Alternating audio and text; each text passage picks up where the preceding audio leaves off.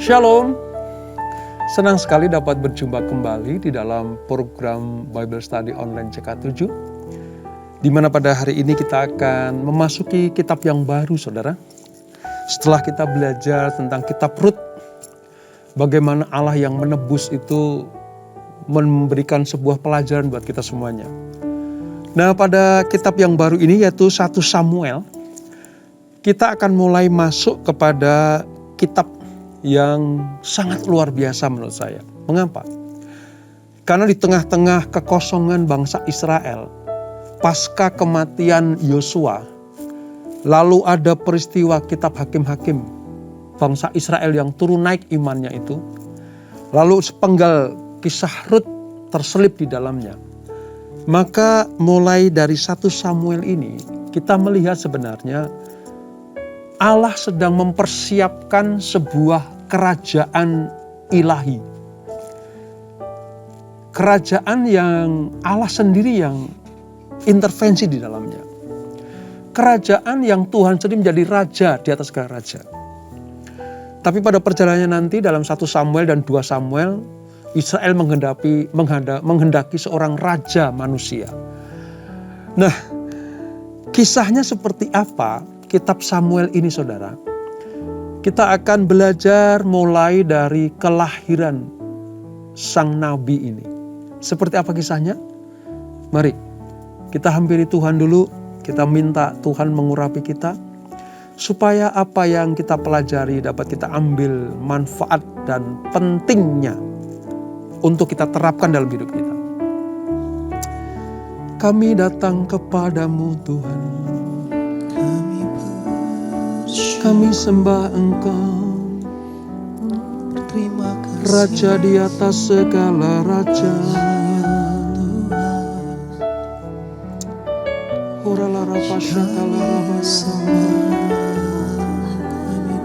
Rancangan dan keputusanmu sangat indah buat kami anak-anakmu.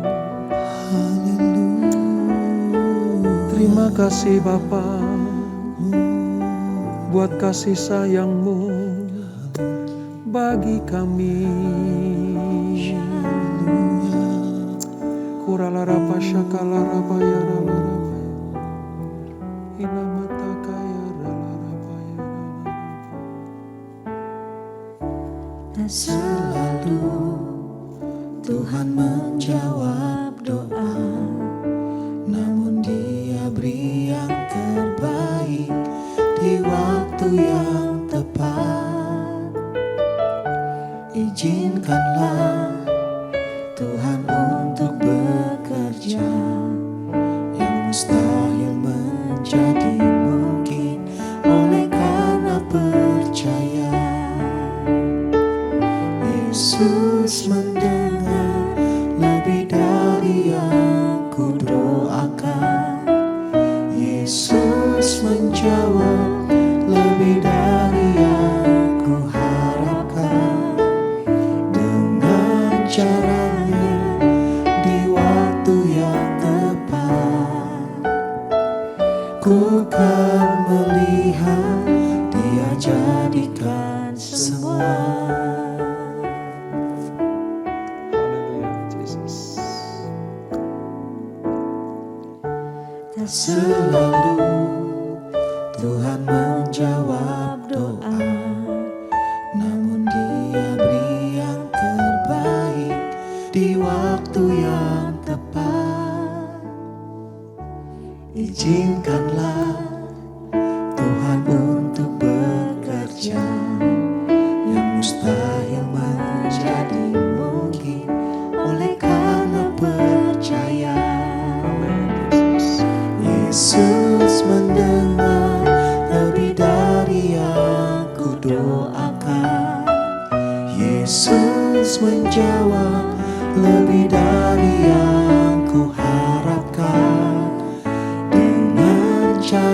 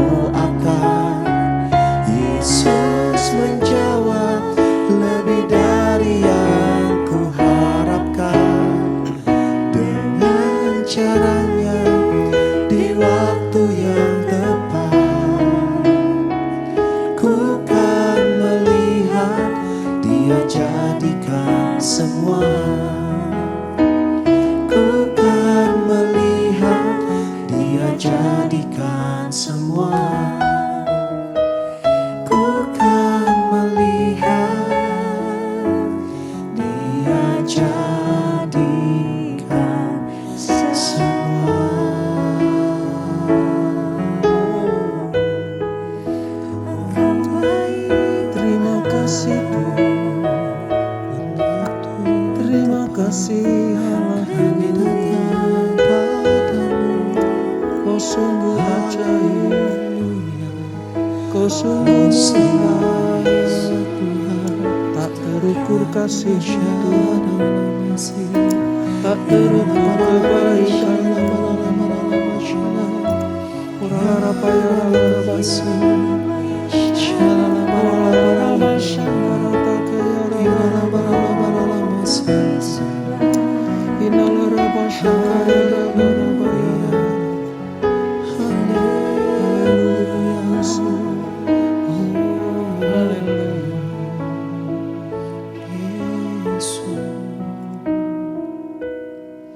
Janji-Mu seperti fajar pagi hari, dan tiada pernah terlambat bersinar. Cinta-Mu seperti sungai yang mengalir,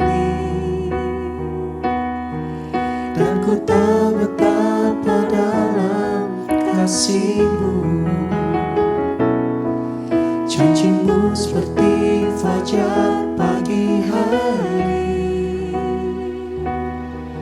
yang tiada pernah terlambat bersinar. Cinta-Mu seperti sungai yang mengalir, dan ku tahu betapa dalam kasih-Mu.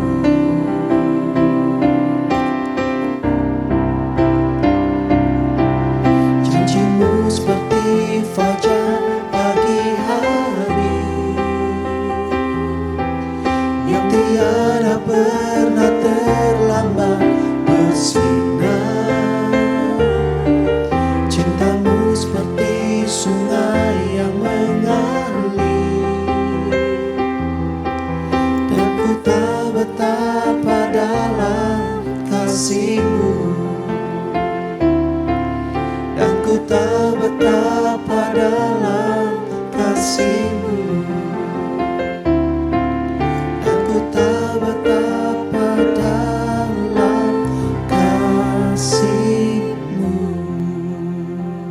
Amin Tuhan. Kami melihat perbuatan tangan yang luar biasa dari Allah kami. Bahwa janji Allah itu ya dan amin. Seperti Tuhan memelihara bangsa Israel. Menuntun mereka, melepaskan mereka, memulihkan kehidupan mereka. Demikianlah Tuhan juga memulihkan kehidupan kami. Dan seperti yang kami pujikan kepadamu, bahwa janji-Mu seperti fajar pagi hari. Tidak pernah terlambat. Selalu ada. Selalu Kau nyatakan.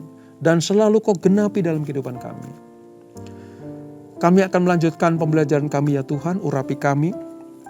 Jamah kami. Supaya kami mengerti apa yang harus kami lakukan. Seturut dengan kehendak-Mu. Di dalam nama Yesus. Mari yang siap belajar sama-sama katakan. Amin. Saudara, kita akan membaca 1 Samuel pasal yang pertama, di mana kisah Nabi Samuel ini sungguh sangat luar biasa. Mengapa saudara? Karena Israel mulai mendapatkan pemimpin dalam hal kerohanian kembali. Masa-masa tentang keimaman memang terus berlanjut. Tetapi masa-masa kenabian akan ada kembali setelah masa-masa Samuel ini saudara. Oleh sebab itu mari kita lihat seperti apa Allah mempersiapkan pemimpin bagi bangsa Israel. Dalam hal rohani, dalam hal menata kembali kehidupan kerohanian bangsa Israel. Kita akan baca 1 Samuel ayat 1 sampai dengan ayat yang ke-8 terlebih dahulu. Ada seorang laki-laki dari Ramataim, Zofim, dari pegunungan Efraim, namanya Elkana bin Yeroham bin Elihu bin Tohu bin Zuf, seorang Efraim. Jadi Elkana ini orang Efraim, suku Efraim. Orang ini mempunyai 2 istri. Yang seorang bernama Hana dan yang lain bernama Penina. Penina mempunyai anak tetapi Hana tidak. Orang itu dari tahun ke tahun pergi meninggalkan kotanya untuk sujud menyembah dan mempersembahkan korban kepada Tuhan semesta alam di Silo. Karena pada waktu itu tabut Allah ada di Silo. Di sana yang menjadi imam Tuhan ialah kedua anak Eli, Hofni dan Pinehas. Pada hari Elkana mempersembahkan korban, diberikannya kepada Penina istrinya dan kepada semua anaknya yang laki-laki dan perempuan masing-masing sebagian. Meskipun ia mengasihi Hana, ia memberikan kepada Hana hanya satu bagian. Sebab Tuhan telah menutup kandungannya. Jadi 2 istri dari Elkana tadi, si Penina itu punya anak. Tetapi Hana tidak. Tetapi madunya, yaitu si Penina, selalu menyakiti hatinya supaya ia gusar. Karena Tuhan telah menutup kandungannya. Demikianlah terjadi dari tahun ke tahun. Setiap kali Hana pergi ke rumah Tuhan, Penina menyakiti hati Hana. Sehingga ia menangis dan tidak mau makan. Lalu Elkana suaminya berkata kepadanya, Hana, mengapa engkau menangis? Dan mengapa engkau tidak mau makan? Mengapa hatimu sedih? Bukankah aku lebih berharga bagimu daripada 10 anak laki-laki? Nah, sampai di situ dulu saudara. Seperti apa yang kita baca di awal tadi, bahwa Allah sedang mempersiapkan sebuah pemimpin rohani bagi bangsa Israel. Tapi dimulai dari mana saudara? Sebuah penderitaan. Sebuah penderitaan. Sekilas akan saya jelaskan bagaimana kisah Samuel, anaknya Hana yang lahir nanti. Di dalam pasal ini dimulai seperti Tuhan memulai kehidupan Simson. Dinubuatkan akan lahir. Ya, bahkan sejak belum dilahirkan, dia sudah dipilih untuk menjadi alat kemuliaan Tuhan. Sama seperti siapa dalam perjanjian baru? Seperti Yohanes Pembaptis. Dinubuatkan oleh Tuhan lewat malaikat Gabriel yang datang kepada mamanya yaitu Elisabet. Sama seperti Yesus Kristus yang lahir dari rahim Maria. Kabar baik disampaikan oleh malaikat yang sama yaitu Gabriel. Jadi Tuhan bisa saja memakai orang-orang bahkan sejak belum lahir Tuhan sudah persiapkan. Nah tujuannya kan masing-masing. Tetapi memiliki hal yang sama yaitu apa? Menyelamatkan. Menyelamatkan umat Israel, umat pilihan itu. Sama seperti Simson dinubuatkan untuk lahir menyelamatkan bangsa Israel dari penjajahan orang Filistin. Sama seperti Samuel dilahirkan untuk apa? Untuk memimpin kerohanian bangsa Israel supaya tidak menjadi bahan olok-olok bangsa lain. Tidak menjadi tempat bagi bangsa lain mencurahkan murkanya. Sama seperti Yohanes Pembaptis dipersiapkan supaya apa? Mempersiapkan jalan bagi kedatangan Yesus. Supaya setiap orang yang percaya kepada Tuhan tidak binasa, melainkan berhidup kekal. Demikianlah Samuel dinubuatkan akan lahir, tapi lewat penderitaan seperti ini. Dimulai dari apa saudara? Kemandulan. Kemandulan. Allah selalu berjalan di atas kemustahilan. Ketika Hana dinyatakan mandul, Allah sedang memakai dia. Allah sedang mempersiapkan Hana ini untuk menjadi alat kemuliaan Tuhan. Dari sini kita bisa melihat bagaimana Allah bertindak bebas menurut kehendaknya. Allah hanya ingin respon dari anak-anaknya, orang pilihannya. Kalau dipakai Tuhan, kalau sedang dipakai Tuhan, walaupun lewat penderitaan, engkau harus taat setia. Engkau harus yakin dan percaya kepadaku. Beriman bahwa aku sanggup melakukan segala sesuatu. Di tengah-tengah situasi yang tidak baik sekalipun, aku bisa melakukan hal yang luar biasa. Dan kalau itu terjadi dalam kehidupanmu, itu kata Tuhan, Kalau hal-hal yang tidak baik Tuhan izinkan terjadi dan engkau percaya aku sanggup melakukan hal yang luar biasa, maka penderitaan itu akan dipakai Tuhan untuk memunculkan anugerah, rahmat, dan kasih karunia. Nah, tema dari kitab 1 Samuel ini adalah kerajaan yang teokratis. Kerajaan teokratis itu begini, saudara. Yang Allah sendiri yang akan memimpin. Bukan monarki, ya. Tetapi teokratis. Theo itu Allah, ya. Allah sendiri yang akan memimpin bangsa Israel. Nah, dari 1 Samuel pasal yang pertama ini, saudara, kita bisa melihat bahwa penderitaan Hana itu akan dipakai Tuhan untuk melahirkan manusia pilihan Tuhan. Kemandulan Hana akan dipakai Tuhan untuk mempersiapkan seseorang yang besar bagi bangsa Israel. Sebab penderitaan yang terberat bagi Hana itu merupakan sebuah penghinaan bagi dunia. Bagi dunia itu sebuah kutuk, karena zaman dulu orang tidak punya anak itu kutuk. Zaman patriark seperti ini ya. Orang yang tidak punya anak itu kutuk. Maka ketika Hana sadar bahwa dia tidak punya anak, sementara madunya yaitu Penina punya anak, maka di dalam rumah Tuhan dia cuma berdoa kepada Tuhan. Minta anugerah dari Tuhan. Minta kasih karunia Tuhan. Tuhan, aku minta satu anak saja. Aku minta anak daripadamu. Dan ketika dia berdoa, kalau kita baca nanti seluruhnya, dia bernazar kepada Allah. Ya. Dia bernazar bahwa kalau dia melahirkan anak dari Tuhan, maka dia akan persembahkan anak itu kepada Tuhan. Mengapa Hana bernazar? Karena penderitaannya sudah sangat-sangat berat. Seorang istri, apalagi zaman dulu punya madu ya saudara. Waduh, itu madu yang tidak manis itu ya. Saingannya, itu istri kedua dari Elkana. Ketika dia tidak bisa memberikan anak kepada suaminya, itu sebuah kehinaan, penderitaan. Maka dengan berat hati, dia dengan sakit, suasananya udah sakit sekali di sini. Tapi dia tidak mengeluh kemana-mana. Hana tidak mengeluh kemana-mana. Hana tidak curhat kemana-mana. Ya, kalau zaman medsos ini, dia tidak curhat di IG ya, tidak curhat di Facebook. Dia hanya curhat kepada Tuhan. Dia curhat kepada Tuhan. Mari kita lihat saudara. Ayat 9. Pada suatu kali, ketika mereka habis makan dan minum di Silo, berdirilah Hana, sedang Imam Eli duduk di kursi dekat tiang pintu bait suci Allah.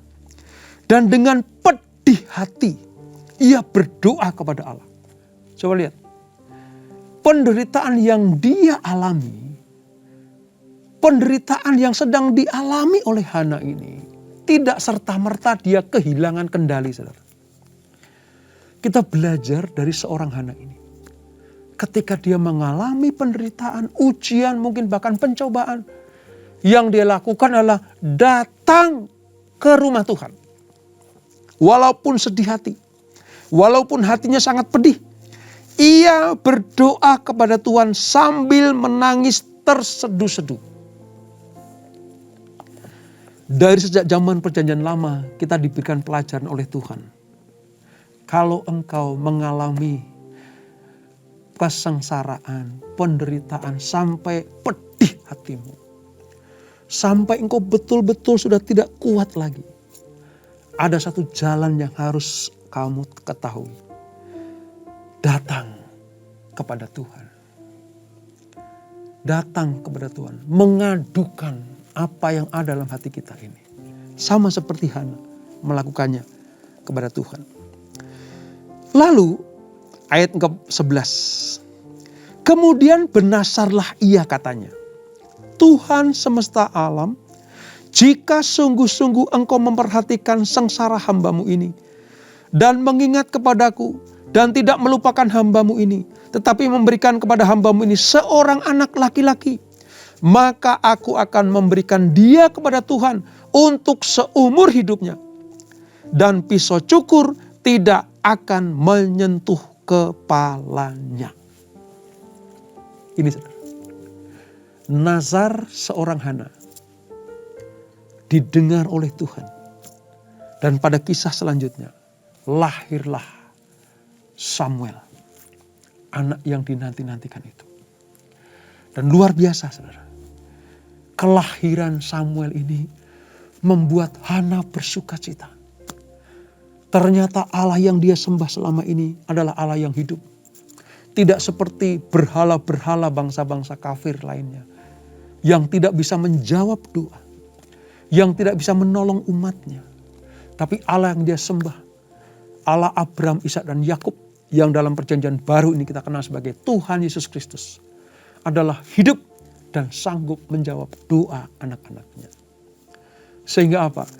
Di ayat 19 sampai 23 kita baca kelahiran Samuel dan ketika dia diasuh di dalam kehidupan Imam Eli ini. Lalu nanti pada ayat ke-24 sampai 28 Samuel diserahkan kepada Tuhan oleh ibunya.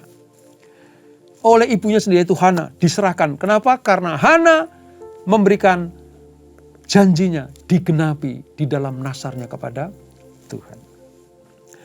Nah saudara, mungkin ada yang bertanya seperti ini. Pak, tadi dikatakan Elkana itu punya 2 istri. Kok pada zaman itu diperbolehkan oleh Tuhan, Pak? Gitu. Mungkin ada pertanyaan seperti itu ya. Saudara, kita lihat dari kacamata perjanjian lama ya, kita lihat begini. Poligami ya, itu memang sebenarnya tidak sesuai dengan gambaran tentang pernikahan di dalam Alkitab. Kalau kita mulai dari Kejadian pasal yang kedua, Allah akan menciptakan Adam dan Hawa, laki-laki dan perempuan. Hanya satu itu. Ya. Sementara orang tidak boleh lagi memiliki suami lain atau istri yang lain selama suami atau istri masih hidup. Tapi mengapa 2 istri diizinkan di dalam ini? Kita melihat sebenarnya dalam perjanjian baru, lama ya saudara. Ada Abraham punya 2 istri. Ya, Yakub, ya, Gideon, Daud, bahkan Salomo. Ya. Pernikahan yang lebih dari 1 istri ini. Itu sebenarnya kalau dalam Alkitab, kalau kita selidiki tentang Ulangan pasal 21 saudara.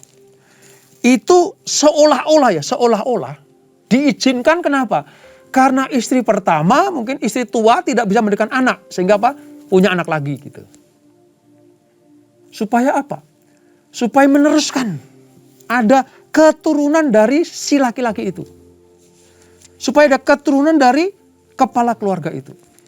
Dalam perjanjian lama, itu diatur seperti itu. Dalam Ulangan 21. Ayat 15 sampai 17. Nanti sudah buka itu.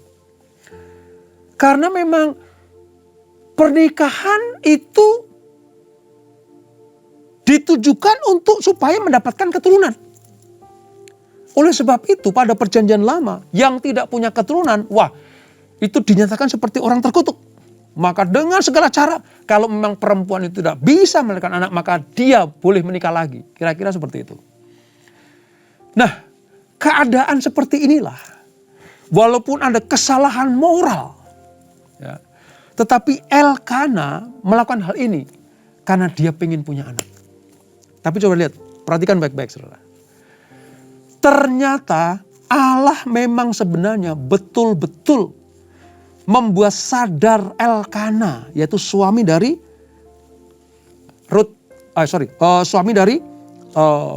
Hana dan Penina ini, bahwa Allah sanggup menjawab setiap doa yang dinaikkan dengan pedih hati, termasuk ingin memiliki anak. Nah, di perjanjian baru, pernikahan yang poligami ini tidak diizinkan, saudara. Allah tidak mengizinkan hal itu terjadi. Karena manusia diciptakan Allah, segambar dengan Allah. Dibuat satu blueprint dari Taman Eden, Adam dan Hawa. Laki-laki dan perempuan, suami dan istri, satu adanya. Saya percaya kalau kita sama seperti Ibu Hana yang siang malam berdoa minta Tuhan memberikan anak, maka Tuhan yang kepadanya Hana percaya itu, dia akan memberikan jawaban atas doa itu. Makanya ya, jawaban yang paling benar dalam Alkitab adalah di dalam Perjanjian Lama alasannya seperti itu, tapi tidak berlaku di Perjanjian Baru. Tidak boleh, apalagi cerai ya, tidak boleh. Karena Allah yang mempersatukan, apa yang dipersatukan Allah tidak boleh dipisahkan oleh manusia. Nah, pada posisi ini saudara, pergumulan yang berat dari Hana ini, dia sampai tidak mau dihibur oleh siapapun. Ini saya banyak belajar dari Hana. Dia tidak mau dihibur oleh siapapun. Bahkan ketika suaminya bilang, istriku Hana, mengapa engkau sedih? Ya. Mengapa engkau menangis terus-terusan? Bukankah ada aku? Aku ini lebih daripada apapun juga. Ya. Suaminya ngomong seperti itu, tapi Hana fokus kepada Allah. Aku nggak mau dihibur oleh siapapun juga. Bahkan ketika mulutnya komat kamit berdoa kepada Allah. Lalu Imam Eli bilang, kamu mabuk ya? Pagi-pagi udah mabuk. Hana bilang, aku nggak mabuk, Bapak. Aku sedang berdoa sungguh kepada Allah. Ia tahu persis bahwa hanya Tuhan yang sanggup menolongnya. Ia tahu persis bahwa Tuhan satu-satunya jalan keluar untuk masalah kehidupannya. Di tengah-tengah penderitaan karena tidak punya anak, ditambah beban. Apa itu? Madunya yang merendahkan dirinya. Ya. Penina betul-betul membuat hati Hana itu pedih. Ya. Karena dia merasa bahwa aku tidak bisa membahagiakan suamiku. Tapi luar biasa. Cara satu-satunya keluar dari masalah adalah datang kepada Allah yang sanggup menolong kita menghadapi masalah itu. Datang kepada Tuhan adalah cara yang paling benar. Cara yang paling tepat menghadapi masalah, datang kepada Allah. Kalau kita datang kepada manusia yang dapat kita lihat dengan mata, saudara, manusia juga terbatas, tidak bisa menolong kita. Sehebat apapun, ya, suami dari Hana itu Elkana itu tidak bisa menolong istrinya. Sehebat apapun Imam Eli pada waktu itu, dia tidak bisa menolong Hana. Sehebat apapun manusia, tidak bisa menolong manusia yang lain untuk mendapatkan anugerah, keselamatan. Bahkan anak sekalipun tidak bisa, hanya kepada Tuhan. Hana mengadukan nasibnya hanya kepada Tuhan. Kadang sengsara memang bisa membuat orang itu mendekatkan diri kepada Tuhan, saudara. Ya, seperti ini nih. Tapi saya mau katakan, pelajaran buat kita, kalau tidak dalam masa-masa sengsara pun, tetaplah mendekat kepada Tuhan. Ya, kita belajar dari Hana. Masa sengsaranya dia datang kepada Tuhan. Tapi saya himbau buat kita semuanya. Saya ingatkan buat kita semuanya. Di masa-masa tidak sengsara pun, kita tetap harus dekat kepada Tuhan. Kenapa? Karena Allah itu yang menentukan kehidupan kita. Allah yang menentukan kehidupan manusia ciptaannya. Allah yang punya keputusan atas kehidupan anak-anak pilihannya. Oleh sebab itu, penderitaan sehebat apapun, atau bahkan kita tidak mengalami penderitaan sekalipun, kita tetap datang kepada Tuhan. Supaya apa? Hidup kita selalu berkenan kepada Tuhan. Itu pelajaran pertama. Pelajaran kedua, saudara. Mari kita lihat dari sikap Hana yang luar biasa ini. Hana adalah wanita beriman. Mengapa saya katakan dia wanita beriman? Sebab dia mempraktekkan perintah Allah. Ia tidak membalas kejahatan dengan kejahatan. Betapa jahatnya si Penina, saingannya ini, saudara. Ya. Betapa jahatnya, memedihkan hatinya. Waduh, saya bisa bayangkan ya, dalam imajinasi saya bisa melihat bagaimana Penina itu menggendong bayinya di depan Hana, saudara.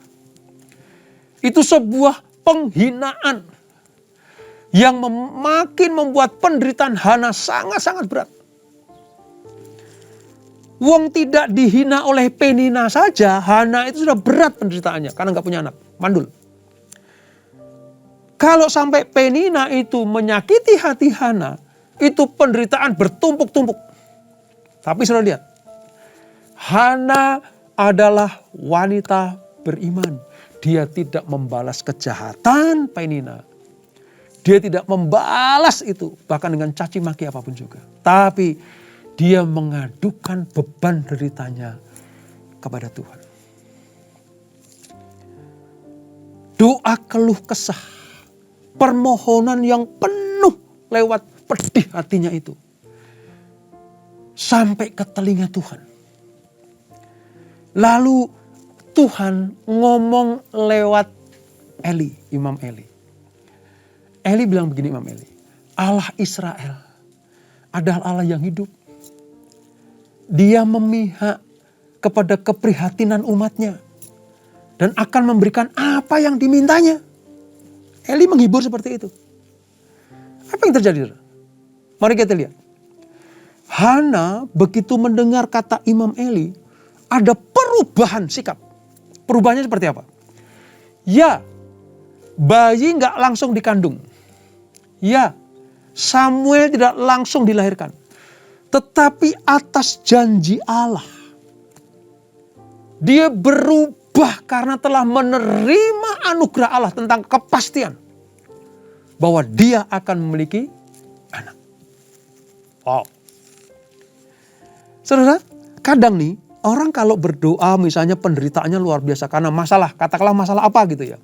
Penyakit-penyakit kayak atau hutang ya, atau apapun juga. Kadang kalau kita berdoa kan minta langsung jebret. Ya, begitu amin langsung lunas gitu ya. Wah, itu enak sekali. Tapi mari kita lihat.